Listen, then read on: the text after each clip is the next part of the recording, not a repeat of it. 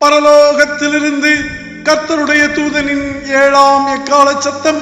ஆண்டவரும் சர்வவல்லமுள்ள நம்முடைய பிதாவாகிய கிறிஸ்து இயேசுவினால் அழைக்கப்பட்டவர்கள் மகிமையின் கிறிஸ்துவுக்குள் பரிபூரணத்துவத்தை அடையும்படியாக சர்வவல்லமுள்ள கர்த்தராகிய கிறிஸ்து இயேசுவின் நாமத்தினாலே உங்களை ஆதி அப்போஸ்தல உபதேசமாகிய மகிமையின் கிறிஸ்துவின் சித்தத்தை கேட்கும்படியாக அழைக்கின்றேன். கர்த்தராகிய கிறிஸ்து இயேசு நித்தியமாக வார்த்தையாயிருக்கின்றார். இன்றும் நாங்கள் கர்த்தராகிய வார்த்தையின் சித்தத்திற்கு சத்தமாயிருக்கின்றோம். நீங்கள் கர்த்தருக்கு பிறந்திருந்தால் கர்த்தருடைய சித்தத்திற்கு செவி கொடுப்பீர்கள் என்று கர்த்தரே வெளிப்படுத்தினபடியால் வார்த்தையாகிய மகிமையின் கர்த்தருடைய சித்தத்தை செய்தியாக உங்களிடத்திற்கு கொண்டு வருகின்றேன். கேட்கிறதற்கு காதுள்ளவன் கேட்க கடவன். இப்பொழுது நான் மனுஷரையா கர்த்தராகிய கிறிஸ்துவையா யாரை நாடி போதிக்கின்றேன்? மனுஷரையா பிரியப்படுத்த பார்க்கிறேன்? நான் இன்னும் மனுஷரை பிரியப்படுத்துகிறவனா இருந்தால் நான் கிறிஸ்துவின் ஊழியக்காரன் அல்லவே. இந்த அப்போஸ்தல நித்திய சுவிசேஷத்தை எங்களிடத்தில் ஒப்புவிக்கத்தக்கதாய் கர்த்தராகிய கிறிஸ்து எங்களை உத்தமர் என்று எண்ணியபடியே நாங்கள் மனுஷருக்கு அல்ல, எங்கள் இருதயத்தை சோதித்தருகின்ற கர்த்தராகிய கிறிஸ்துவுக்கே பிரியமுண்டாக பேசுகின்றோம். கர்த்தராகிய கிறிஸ்து இயேசுவின் மலை பிரசங்கம் பகுதி 8. இந்த தலைப்பிலே இன்றைய செய்தியில் கர்த்தராகிய கிறிஸ்து இயேசுவின் மலை பிரசங்கத்தில் உணர்த்தப்பட்ட அடிப்படையான தேவ ரகசியங்களை மகிமையின் கிறிஸ்துவனிடத்திலேயே கற்றுக்கொள்வோம். இந்த 8ஆம் பகுதியில் மத்தேயு 5ஆம் அதிகாரம் 10ஆம் வசனத்தில் கர்த்தர் கற்றுக் கொடுத்தவைகளை நன்றாக கவனிப்போம். மத்தேயு 5:10 வெளிப்படுத்துகின்றது, நீதியின் நிமித்தம் துன்பப்படுகிறவர்கள் பாக்கியவான்கள், பரலோக ராஜ்யம் அவர்களுடையது.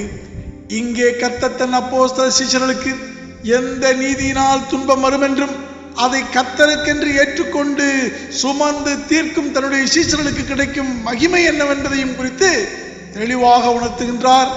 ஏனென்றால் பரலோக ராஜ்யம் அவர்களுடையது என்று கர்த்தர் வெளியரங்கமாக தீர்ப்பிடுகின்றதை கவனியுங்கள். கர்த்தருடைய இரத்தத்தினால் உண்டான புதிய உடன்படிக்கையில் மகிமையின் பிதாவை தேடி விசாரித்து அவருடைய சமூகத்தை நாடுகின்றவர்களுக்கு அப்போஸ்தலராகிய நாங்கள் மலை பிரசங்கத்தில் கர்த்தராகிய கிறிஸ்துவனிடத்தில் கற்றுக்கொண்டதை அவரிடத்திலேயே ஒப்புவித்து நாங்கள் ஒப்புவித்ததில் ஜனங்களுக்கு உபதேசிக்க கர்த்தரால் அனுமதிக்கப்பட்ட தேவ சித்தத்தை வேத வார்த்தையை சாட்சியாக கொண்டு இப்பொழுதும் மகிமையின் கர்த்தரை தேடி விசாரிக்கின்றவர்களுக்கு வெளிப்படுத்தி கிறிஸ்துவுக்குள் திறந்த வாசலை நோக்கி அழைக்கின்றோம். கேட்கிறதற்கு காதுள்ளவன் கேட்க கடவன். அழைக்கப்பட்டவர்களே நன்றாக கவனியுங்கள். இங்கே உலகத்தில் மாம்சத்தில் உண்டான நீதியை பற்றி இந்த வசனத்தில் கர்த்தர் பேசவில்லை. மாறாக மகிமையின் தேவ நீதியை குறித்தே அறிவிக்கின்றார். நன்றாக கவனியுங்கள். நீதியின் நிமித்தம் துன்பப்படுகிறவர்கள் பாக்கியவான்கள் என்கிறார். அப்படி என்றால் எது அந்த நீதி என்று மத்தேயு 5:11 வெளியரங்கமாக காண்பிக்கின்றார். அந்த நீதி மகிமையின் கர்த்தராகிய கிறிஸ்துவே. இந்த தேவ நீதி நிமித்தம் துன்பப்படுவதை குறித்தே இங்கே வெளியரங்கமாக உணர்த்தப்பட்டிருக்கின்றது. நீ உணர்ந்திருக்கின்றாயா? நீதி நிமித்தம் துன்பப்படுகிறவர்கள் பாக்கியவான்கள் என்று சொல்லப்பட்டதில் உள்ள நீதி உலகத்தின்படியான மாம்ச நீதி அல்ல, மாறாக கர்த்தரின் சித்தத்தின்படி மத்தேயு 5:10 உணர்த்தப்பட்ட தேவநீதி எதுவென்று வேத வாக்கியங்களின்படி உணர்ந்து கொள்ள உங்களையும் அழைக்கின்றேன்.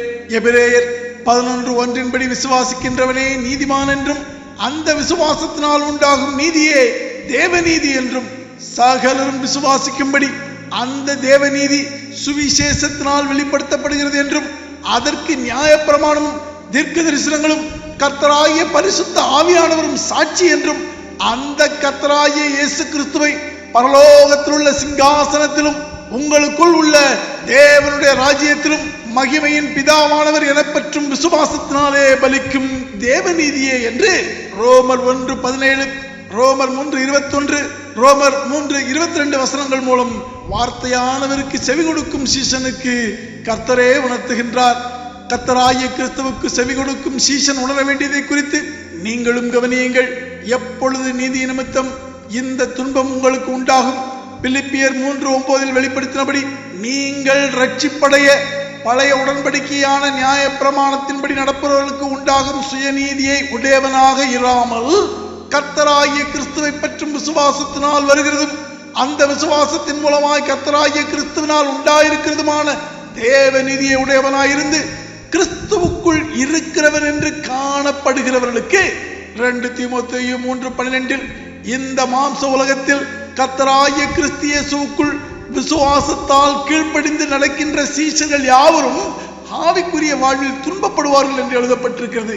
ஏனென்றால் இந்த துன்பம் கர்த்தரின் அப்போஸ்தலருடைய நித்திய சுவிசேஷத்திற்கு கீழ்ப்படியாததால் தேவ நீதியிலிருந்து விழுந்து போன மாம்சக்கிரியக்காரர்களின் வீழ்ச்சியை முகமுகமாக அவர்கள் கண்களால் காண்பதால் வரும் ஆவிக்குரிய துன்பமே. ஆனால் விசுவாசத்தினால் உண்டான தேவ நீதி நிமித்தம் துன்பப்படுகின்ற பாக்கியவான்களை குறித்து கலாத்தியர் 4:29 வெளிப்படுத்தப்பட்டிருக்கின்றது. மாம்சத்தின்படி பிறந்தவன் ஆவியின்படி, அதாவது வாக்குத்தத்தத்தின்படி பிறந்தவனை அன்று துன்பப்படுத்தியது போல இன்றும் விசுவாசத்தினால் உண்டான தேவநீதியினால் வார்த்தையாகிய மகிமையின் கிறிஸ்துவினால் மறுபடியும் ஜெனிப்பிக்கப்பட்டவர்களுக்கு அதே துன்பப்படுத்துதல் மீண்டும் நடந்து வருகிறது. அது தொடர்ந்து நடக்கிறதுக்கு காரணம் என்னவென்று ரோமர் 10:3 உங்களுக்கு வெளியரங்கமாக அறிவிக்கின்றது. கர்த்தராகிய கிறிஸ்து இயேசுவை விசுவாசிப்பதாகிய கீழ்ப்படிதலினால் ரட்சிப்புக்குள்ளாக்கும் தேவ நீதியை வார்த்தையாகிய கர்த்தரிடத்தில் கற்றறியாமல் தங்கள் மாம்சத்தின் கிரியைகளினால் சுய நீதியை நிலைநிறுத்த தேடுகின்றவர்களே விசுவாசத்தினால் உண்டாகும் தேவ நீதிக்கு கீழ்ப்படியாதிருக்கிறார்கள். இவர்கள் தங்கள் கீழ்ப்படியாமையால் சத்துருவின் தந்திரத்தில் விழுந்து போவதை கர்த்தரின் தூதனும் அப்போஸ்தலனுமானவன் முகமுகமாக காண்பதினால் உண்டாகும் துன்பத்தை அவனுக்கு தருகிறவர்கள். இந்த துன்பத்தை அனுபவிக்கும் கர்த்தராகிய கிறிஸ்துவின் சீஷனும் தூதனுமாகிய அப்போஸ்தல பணியாளனே கர்த்தருடைய பார்வையில் பாக்கியவான்கள். இம்மையிலும் மகிமையிலும் தேவனுடைய ராஜ்யமாகிய பரலோக ராஜ்யம் இவர்களுடையது என்று கர்த்தராகிய கிறிஸ்து இப்பொழுதே நியாயத்தீர்ப்பளிக்கின்றார்.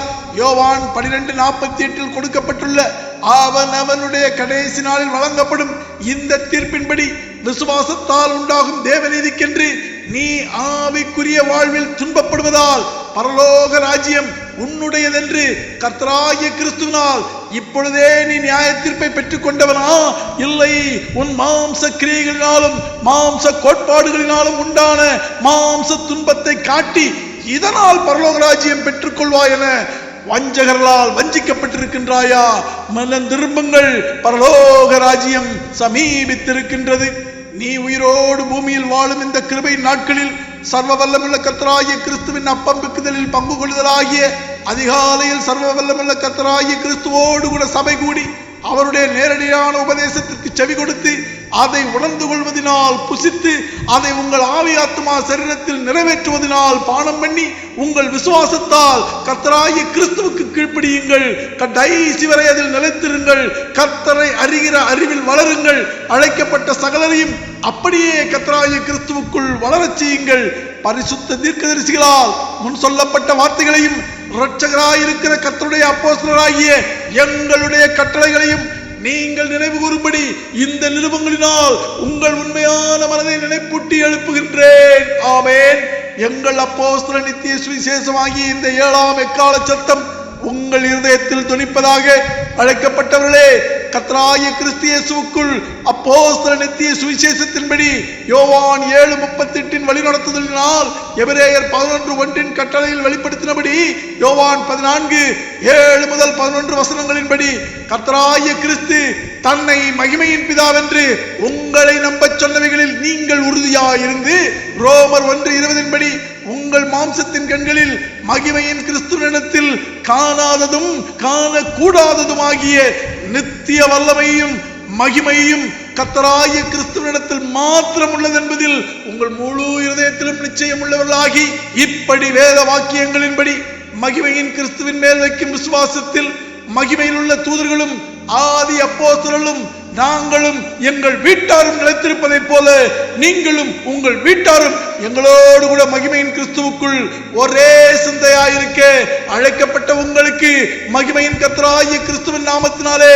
கர்த்தருக்கு முன்பாக அவருக்கென்று ஒளி வீசும் சபையாயிருந்து மீண்டும் கர்த்தரின் முகத்தின் மகிமையின் பேரொளியை உங்கள் மேல் அப்போஸ்தல நித்திய சுவிசேஷ வெளிச்சமாக பிரதிபலிக்கின்றேன்.